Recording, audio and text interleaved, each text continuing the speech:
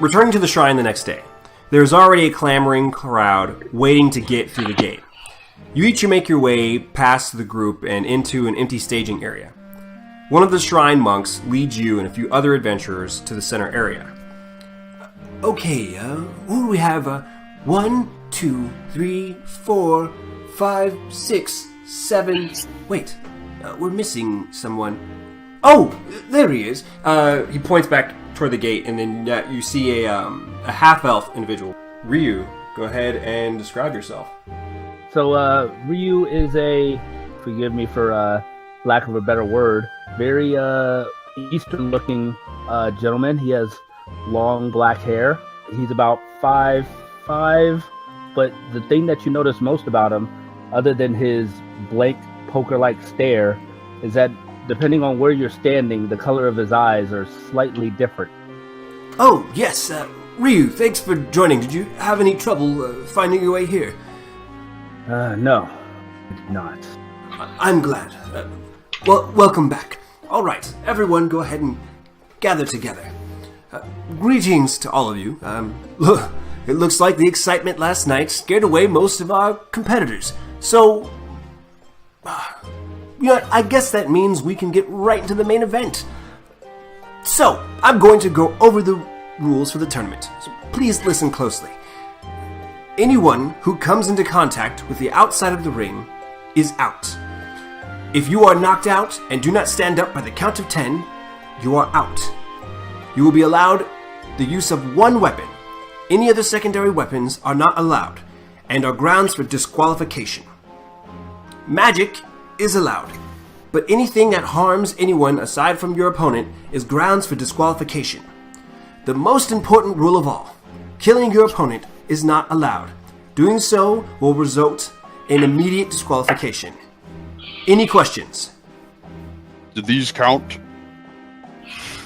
Oh, of course, if you have natural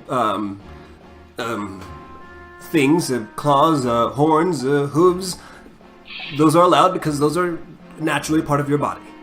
Fantastic, because I like my hammer and it would have hurt like hell to take these off. Another monk approaches with a small box and makes his way to each of you. There's a small opening in the box, and when you look inside, there's a piece of paper. He hands it to you, each of you. You guys reach in, and you pull out a number. After you receive your number, another monk is writing it down on a scroll. A few moments later, and the draft is announced. All right, so in our first round, it looks like we'll have Pyrion versus Pyranos, Sando versus Churumu Ryu, Fane versus Mochizuki, and Ruben versus Gillian. Oh, buddy! Nice. The festivities will begin within the hour. Feel free to relax until that time. I will be back shortly. The two monks head off, and the gate closes, and there are two guards essentially waiting there to make sure that everything is kosher and no one tries to sneak in and do anything wrong. Is there anything that any of you want to do at this time? I just like you, Ruben. Say, at least I know I'll have a challenge in my first match. Are they like selling souvenirs? I need to get a t-shirt that's half Gillian and half Ruben sewed together. I don't know who to root for. I've seen you dance many times. No one I'd rather lose to. Do take care with that big hammer of yours, remember. No one's to die today, Ruben. No, of course not, I basically just walk around the ring, kind of get a feel for it. All right, Pyrion, you're kind of pacing around. The ring is essentially this large stone rectangle with the emblem of Anhur carved right into it, carved and painted. The ring is raised about 3 feet off the ground, and you can kind of survey, and there are plenty of empty chairs all about the actual space. And at the head is the shrine proper, Anhur Shrine. The doors are sealed, and you see symbols. Ruben, you recognize the symbols as seals. Oh, do I think this has anything to do with the story about the demons? That has 100% to do with the story about the demons. I'll point them out to Gillian while we're passing the time. Interesting. It seems their myths and legends are more and more real. It's a little disconcerting if that's the case. We'll be fighting on top of trapped demons, but also pretty cool. So, can I tell the race of Mochizuki? Yeah. Looking at her, you see they're only about 3 feet tall. So you're easily you're not quite sure, but you're easily kind of determined that it's either gnome or halfling. You see her kind of sharpening her one weapon, a small sickle tied to a chain on the other end is the ball. You kind of like see her spin it from time to time, make sure it's working. She looks up at you. Thane, right? Hey, nice to meet you. Well, Waco says hello. The Waco says hello? Ooh. Not Portent says hello. I got you. Okay. You tell him I said hi later. He said you might say that. Don't worry. We'll see how cocky you are afterwards. Oh, man. Cocky? Oh no. We should make a bet. Oh, what's that? I don't know. What are you up for in a small wager? Like, her eyes narrow. Small wager? Are you saying small wager because of my size? Now, would I do something ugly like that? Not at all. I don't like you. Points her weapon in your direction. You're lucky that we're not allowed to kill. Because you'd be a dead man, Thane. She kind of stomps off, making her way to opposite edge of the ring. So I bump Ryu. That chick's got some anger management issues. I'm thinking she needs to take some wine or something. Ryu looks at him, dust off the area where he touched. Huh. Sando makes his way by. He gives a nod to you, Ryu. Throws his large club over his shoulder, and there's like a resounding thud to it. Ryu, it's good to see you back here in this tournament. Planning on winning this time? I've learned a few things since my last embarrassment. I certainly hope so. Who knows? Maybe after this win, number 5, I'll finally retire. Well, we shall see. Maybe you'll have to wait until next year to retire. That is the spirit, Ryu. That's why I enjoy you. He continues on, making his way by toward Ruben and Gillian, who are since you two were conversing. So, I'm glad to see you guys have decided to join us this year. I'm quite Yes, though I'm a little saddened that Wowanku did not find the courage to join us today. He is not worthy of being here, and last night proved it. Oh, certainly. I was just hoping I might take part in teaching him a lesson myself, though you certainly did a good job. That man's strength is in his mind. Unfortunately, his tactics leave much to be desired. But I am not here to speak ill of him. His path is his own. Hopefully one day he shall right it.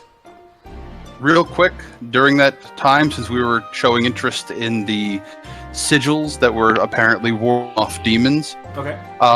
I am going to use a casting of divine sense on it. Well, just on the area in general, because it would do that anyway.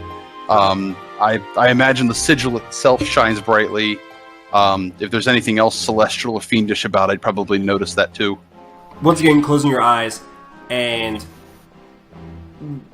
essentially expanding your sphere of influence. There is this literal beacon of light. When you reopen your eyes, it's like staring into the sun. That's how much of this like holy radiant energy is coming at you, and it's almost too intense for you to even look in that direction. You do sense this fiendish demonic aura, but the radiant energy that's surrounding it is so intense that you're only picking up bits and pieces. Like, think of it like when the sun is beaming down and then every once in a while a cloud kind of goes by. Mm-hmm. This is the power of the deity Anhur, and you are essentially seeing this is his personal seal. This is something that he placed and he sacrificed his person for. And that's the only thing I sensed around. There wasn't like some tertiary, like, source of similar energy. No. Okay, so everyone kind of watches like Ruben just go it's a little strange because no one else is seeing, but it's like okay, what's going on here? Time passes. The space surrounding Anhur's shrine fills with spectators of varying ages and walks of life. The normally calm and serene space of worship has become an arena of sport. The clamoring crowd piles in along the inner walls, keeping the ring clear as each of you stand front and center as if on display. The resonating chime of a gong suddenly sounds, bringing the clamoring crowd to rest. An elderly gentleman, adorned in black and gold robes, stands before the shrine proper. Some of you recognize this person as the man escorting the young woman from last night. Welcome, all citizens and guests alike, to the 100th tournament celebrating our deity and savior, the wise and powerful Anhur. I am Fusara, counsel and advisor to Koide Castle. Lord Asai Tokiharu would love to personally welcome each of you here, though even our ruler is not exempt from his hard work during this festival. For our 100th tournament, we've decided to present a once-in-a-lifetime prize for our contestants. This year's winner will receive a small fortune of 10,000 gold pieces, a title within our fine castle and the surrounding lands, and he pauses a moment as a young woman approaches and stops just to the left of him. Princess Futura's hand in marriage. The mostly silent crowd becomes a murmuring one. Looking out into the sea of people, there are plenty of surprised expressions. Looking towards the woman, some of you now recognize her as the very same woman from last night. Can I insight her reaction to this news? Sure, go ahead. Hey, that's 17. Looking at her, you kind of get the sense that this is like more of an honor-bound thing. It's not about if she accepts this or not. Without further ado, let's get this underway. I'd like to have Pyrion and Pyranos make their way to the ring, please. The rest of the group clears, leaving the two of you in the ring. You both take up opposite sides, staring each other down. I'll find it in the bleachers around the end with Pyranos, and on the way past, just say, "Don't knock his helmet off." Okay. Ladies and gentlemen, the 100th annual tournament of Anhur begins now. Roll for initiative. All right, Pyrion, the round starts with you. What are you doing? I go ahead and charge up towards my opponent. Go ahead and stop here. Taking a swing with my glaive. 8. First swing comes around, he just kind of pulls himself back. You miss. Swipe right in front of him. Go ahead. Alright, and coming back around with the back end. 23. This time, you spin it around, he's not able to adjust, and you slap him right against the temple. And last but not least, I come back around again one more time with the glaive. 14. This time he takes his bow staff, deflects it away. It seems that you are very skilled. But I have tricks up my sleeve as well. He's going to go ahead, close the gap. And once he does that, I take a vicious swing with my glaive. 17. As he goes ahead and tries to close the gap, you surprise him with a fourth attack. You are fast for someone of your size. Let me show you some true speed. Begins an onslaught of 1, 2, 3, 4 attacks with his bow staff. 11. Natural 20. 21. And his fourth attack, 20. Literally after you swiping, cutting away some of his clothing, he comes around with the 4 attacks. First one whips right by, and then he comes around with the backside, hits you in the rib, comes back down, hits you in the clavicle, and comes back around and hits you in the temple. Come on, Pyron! Alright, taking another vicious swing with the glaive. 8. Once again, swinging around, he ducks right underneath it. All right, swinging with the back end. 12. Back end, he's able to just quickly evade. And swinging again with the glaive. 19. Bring the glaive down, you slice right into his thigh, kind of winces for a moment, gets back on his feet. Pyros goes ahead and steps around you, takes a deep breath. Sorry, friend. You can see flames start to lick around his lips as he opens up, releases a flaming breath in your direction. I need you to make a dexterity save. 11. You take 14 fire damage. Taking all that fire to the face, I swing back at Pyranos with the glaive. First one is a miss. And swinging with the back end, 22. And once again with the glaive. That one is a miss as well. So the back end comes, hits him right into the torso, catches himself on his other side. We're going to burn up another chi point as he dances around you again. And coming at you with 4 attacks. 9 for the first one, 25 for the second one, 14 for the third one, and 10 for the fourth one. Oh my god. 4 attacks. Now you guys are at the point where you're trading blows, where as he brings up his bow staff, you bring up your glaive to go ahead and match. Click, click, click, click. He finds one opening. Gets you right into your lower torso. Alright, so since he wants to dance around people, and I'm going to take a swing with the glaive. 23 with the back end. 9. And one more swing with the glaive. 16.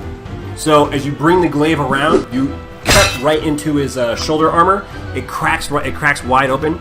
Once he takes that blow, he stumbles a bit, but he just maintains. It's still staying in your range. He's gonna make 3 push attempts. 12. Miss.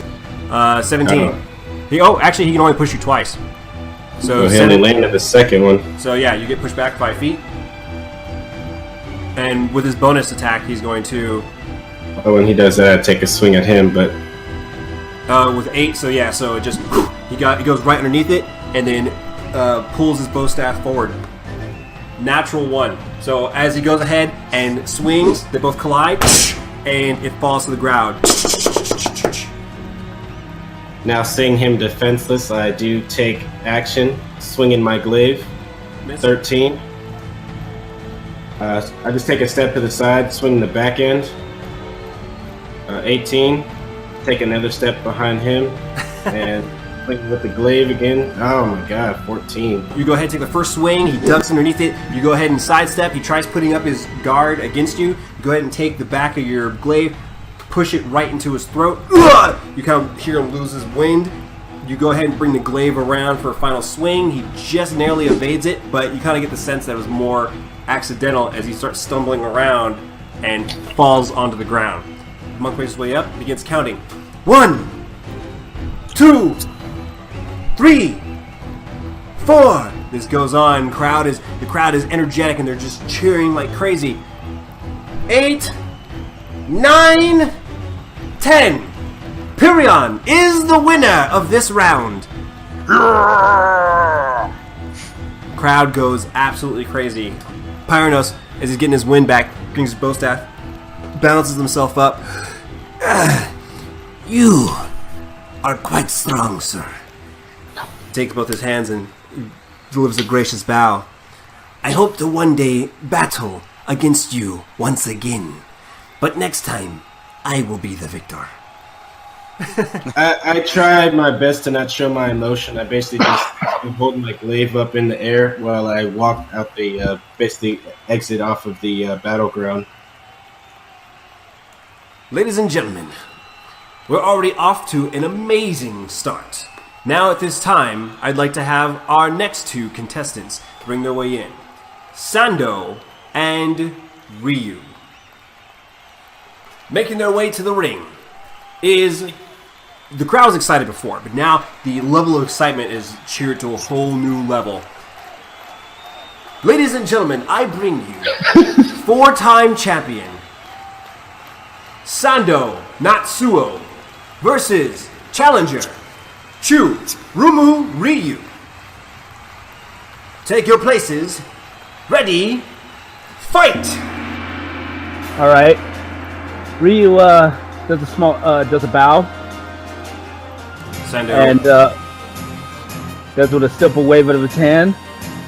Uses suggestion. So basically, you have to make a wisdom save. What's your save DC? Oh my god. What do you get? Doesn't even matter. Natural 20. Oh my god! Ugh. So you reach out and you try to get into his mind. Or tell me what you were gonna go ahead and. Basically, he was reaching out and he said, "Sorry, old friend. I need you to turn around and walk out of the ring." His expression doesn't even change. I should have known you were too strong-willed for that. Can't blame me for trying. You're just gonna take a couple of steps over to the left, like slowly starting to circle him. You're right. All in fair competition. He charges forward with, even for his size, you remember it as just that amazing speed. Closes that gap, brings down the Tetsubo, that large club. Oh, this is gonna... 19 to hit. Alright, as it comes down, it hits right into your clavicle with just a powerful crunch. He uses that momentum, pulls back around, and he swings inside, 18. Once again, you hear that, just another crunch just right into your rib. Well, that didn't work on you. I might as well try something else. And he puts his hands together in a small hand symbol, like 2 fingers crossing. Mirror image. You go ahead, put your hands together, and all of a sudden there's a poof, there's a puff of smoke that emits from the ring, and when the smoke clears, there are 4 Ryus that are in the ring. I told you, didn't I? I've learned.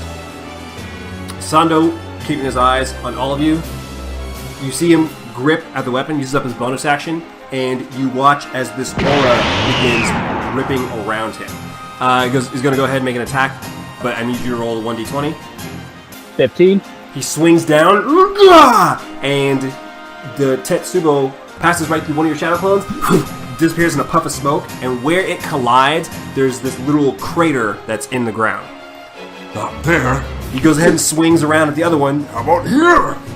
Oh my god, natural 1. So this time he actually strikes through, and this time it actually collides, makes contact, 12 damage. Your fancy tricks won't work against me. We'll see. Still got one thing left. Focusing, putting his hands in the circle in front of him, focusing everything on one spot, a multicolored orb begins to glow between his hands, then fires it directly at Sando. Chromatic orb. 20. So you and your other 2 clones are making your way surrounding Sando, each of you doing the same thing, mimicking each other. His eyes see him shifting left and right, trying to keep track as different kanji symbols in different colors, yellow, blue, red, gold, white, start forming up all around you and then coalesce into your hands in the form of this multicolored ball. It keeps shifting colors until it stops on a gold. It releases at 3 different directions, and he swings to block, but he guesses wrong as it strikes into his back and an audible clap of thunder sounds. Fancy tricks. The aura this time dissipates. As it goes ahead, swings around. Yes, 9, so I made it above. He's gonna hit a duplicate. 23. So swings around. And once again, that puff of smoke. No, wrong. Goes ahead and tries swinging it wide to try to get one of you. Go ahead and roll. No, you got me. 10. The club comes around, and both of the clones at the same time just immediately duck underneath it. Going to use Chilling Touch. His hand begins to glow with the dark energy as he extends it out towards Sando. 23. With that dark energy, you go ahead and clap your hands together, reach out towards Sando as spectral hands begin reaching up from the earth and grasp onto him. Goes ahead, he's going to just swing wildly with the Tetsubo once again. 17, I made it. He hits the duplicate. Swings down, and you see that resounding crack once again in the actual stone, and your final clone disappears into another puff. Turns back around. I found you. Brings it down. 17. I'm up barely. He takes that blow and just clenching over, grabbing his side. looks at him, raises his hand one more time, and suggests that he walks out the ring. 16. He starts blinking for a few moments. Shakes it off. Looks back at you. I'm sorry, that was close. He goes ahead, spins it around, and he pushes it forward. Collides into your chest. The wind is knocked out of you. The monk makes his way up into the ring. 1, 2, 3. Your eyes start to open a little bit as he's getting to 9, 10. Ryu is out. Sando is the winner. Crowd goes into a furious uproar. Sando kneels down near you, Ryu, and puts his hand out. Ryu extends up, grabs his hand, pulls himself up. You did well, my friend.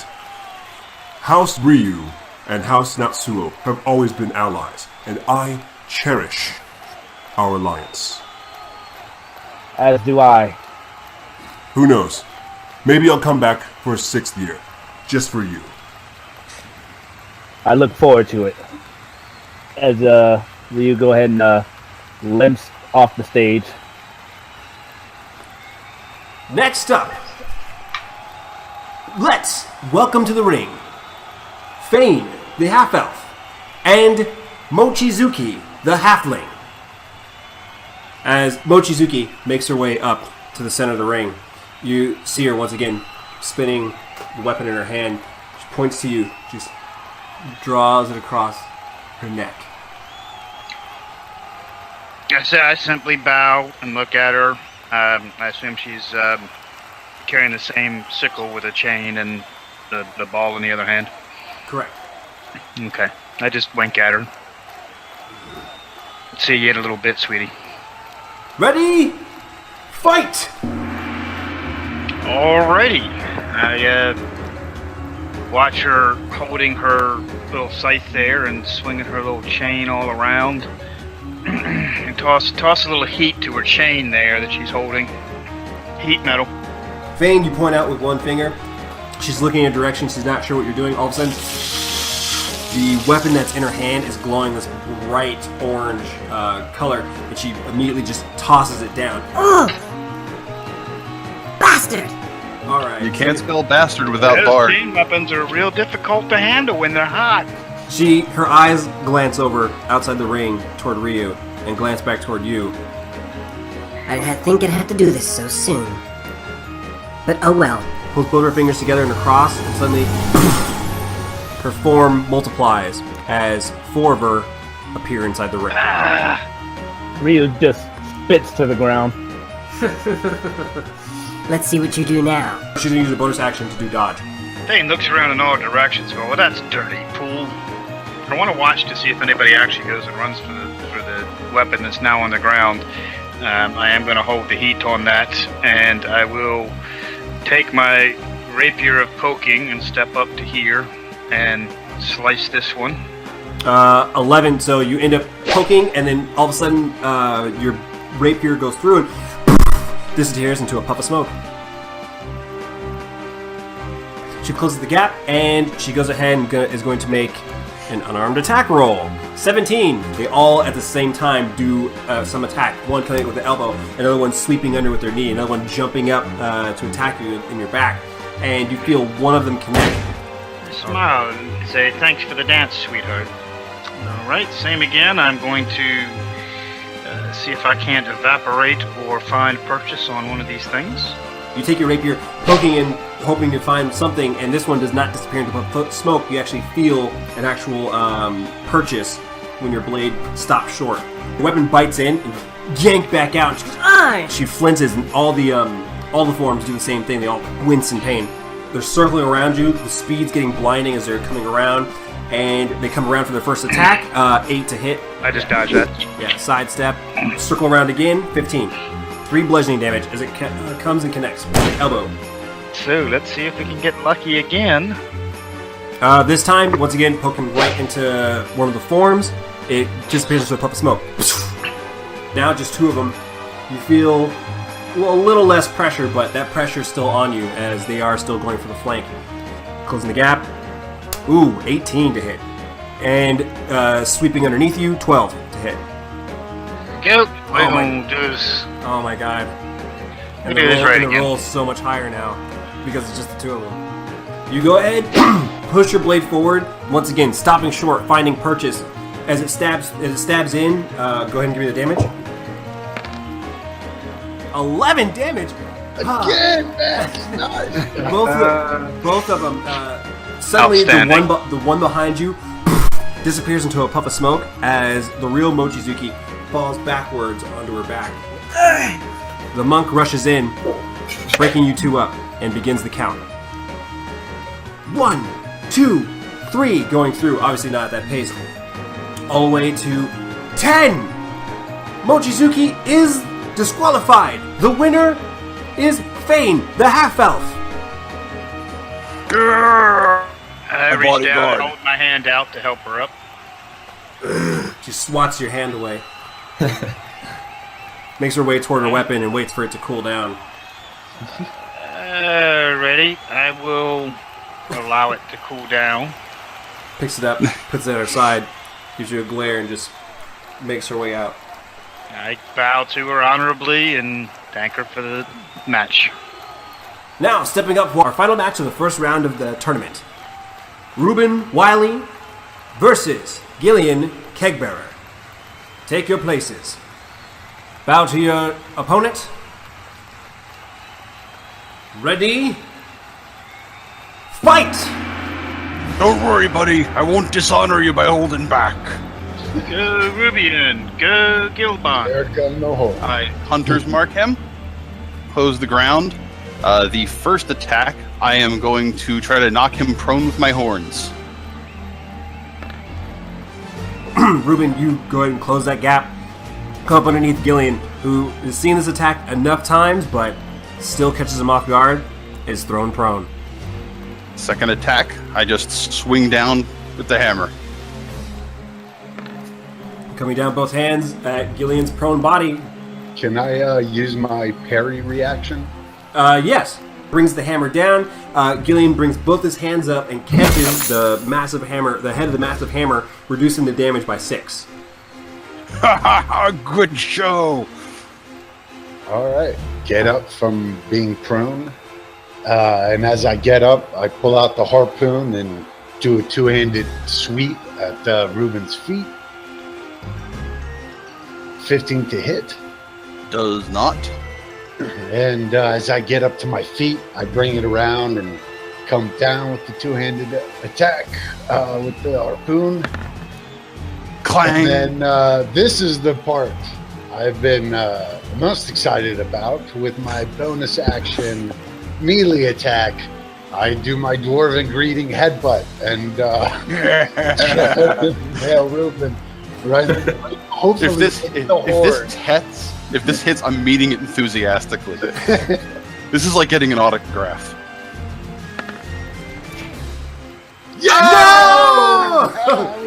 Yes! So I present myself for this. the first attack sweeps around, clang, right against the armor. Second attack bounces right off the warhammer. Gillian cocks back. Reuben, you've seen this enough times. You cock back as well. Both your heads collide, and there's like this resounding force that emanates. But Gillian's head is somehow still harder as it pushes you back. I would also, I'm going to use a cheap one, stunning strike to that headbutt. So that's a DC of 14. Let's see it. Oh! Oh!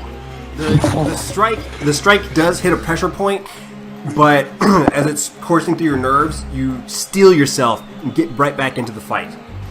I finish my movement by just kind of spinning towards the center of the ring. It's like that, is it? I will be following his movement, circling, still sort of clearing the stars from my eyes from that. Alright, I'm going after him once with the hammer. Bring up your bracer, meet it. Follow up with another hammer attack. 17. This time, as you go ahead and try to deflect again, he catches you, comes underneath your block, and gets you right into the rib. And bonus action, I'm going to push him back 5 feet with my horns. 13, I won't. I won't do that at all. After taking that blow, you see Gillian begin stumbling, rearing from that attack. You go ahead, bring yourself down, and get ready to charge him with the horns. Gillian immediately reacts, brings his hands up, catches the horns. He kind of skids back a few inches, but holds you steady right there. I'm going to pivot around him a little to meet him, as we are now facing each other in the dead center of this ring. Spinning to face Ruben. I kind of thrust in two-handed with the harpoon. Find a small gap in his armor, and it just cuts right by, nicking some of the skin, but nothing too deadly. Then do a little helicopter spin and bring it down. Bringing it around above your head, bring the blade down. This changes things. I'm going to use a chi point and go into a flurry of blows and do like this jump double kick. So the first unarmed strike and the second. As you leap into the air, performing like almost like a spinning bird kick. First foot comes down, it's blocked against Ruben's elbow. The second kick comes, and Ruben actually catches it and throws you back down onto the ground. I am going to wipe the sweat from my brow and heal myself for 15 points. Lay on hands, and now for my attack. This worked well before. I'm going to try to knock you prone with my horns again. That is a miss. That's a 16. Now I'm just going to try to hit you with my warhammer. That is a miss. Oh, wow. Okay. Ruben starts this round. He places a hand on himself, and you watch Gillian as some of his wounds begin quickly healing up and sealing, shrinking. He goes ahead and tries to charge you once again. Already familiar with it, grab at the horns, you push him away. He goes to swing the hammer around, deflecting again with your bracer.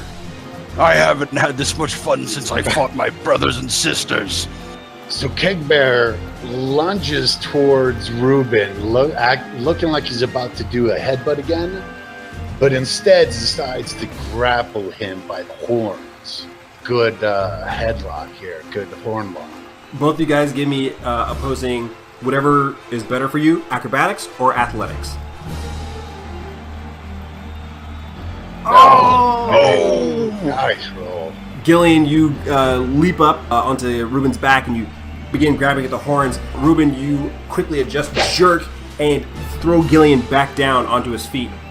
Well, in that case, after I miss the grapple, I back off and bring the spear back around. Okay, shaking off the grapple attempt, you quickly try stabbing once again with the spear, just kind of nicking at his face, cutting a little bit. Use my bonus action and use another chi point to go into patient defense. You see Gillian go into a low standing squat, have both his hands up and ready. I am going to try to knock him on his ass again with my horns. I've been having a lot of fun with that. With disadvantage. Actually, flat. Do it. Seeing right through your defensive technique, he charges once again, knocks you flat onto your back. Now it's going to be a hammer attack. Even on his back, Gillian still holds that defensive pose as the hammer comes down, and he just quickly evades. Do the push off my back, up onto my feet, landing and coming up. So does the harpoon. Trying to poke him with it. So I'm going to use a chi point to make that a stun strike. Oh boy. Oh, I'm seeing stars. And then I'm following up with a headbutt. 23 with the headbutt. Oh my god. 23 hits. For 9 damage, more than my harpoon's been doing. Gillian, placing your hands back, you kip up, you bring the harpoon around low. Ruben steps over it as it sweeps under. You bring it back around to the side of his temple, just focusing right on a particular nerve. Ruben, you kind of notice, has a little more wobble in his step. You go ahead, rear back, bring your headbutt, and you collide into his head again, knocking the wind out of him, dealing 14 damage this turn. Ruben, it comes around to your go, and you're just like holding your head, it's just a blur as you're trying to just get your feet on the ground. This is amazing. I don't know which Reuben would prefer. No, I go on an onslaught. Kick his ass. I'm gonna do two-handed harpoon. You know, the staff end on one side of his head, and then bring it around, do it on the other side of his head, and then I'm gonna go into my last chi point, flurry of blows, and follow those up with just two vicious elbows. 17. Does not hit. 20. 9. That's a miss. Let's see it. 23 on the second. That's a hit. After noticing he's like stomping around a little bit, you go ahead and you charge forward. Some first strike colliding, second strike coming in, you just nick off of his armor. Your elbow comes in, you just catch his horn as Reuben just reacts just enough in time, but he's not able to react in time for the second attack as his elbow flat against your sternum. Ugh! You lose your balance and fall back, your large side, a resounding thud. Yeah. The referee, the monk, makes his way up, begins counting. 1, 2, 3. Makes his way through. Gillian, heavy breathing as you're trying to gather yourself, waiting to see if he does get back up. Totally spent. Until 9, 10. Reuben Wiley is out of the match. Gillian Kegbearer is the winner. Now there's this giant prone minotaur just. As he's clapping, I put my hand in between and help him up and give him a very low, solid bow. Reuben bows back, sort of teeters to keep balance. I try to not instinctively avoid his horns as he tries to bow and remember it's over and just try not to flinch. Oh, I love this town. Ladies and gentlemen, our warriors will take a 10-minute break, and they shall return for the second round of our tournament. I think it's a good time for us to go ahead and take a break.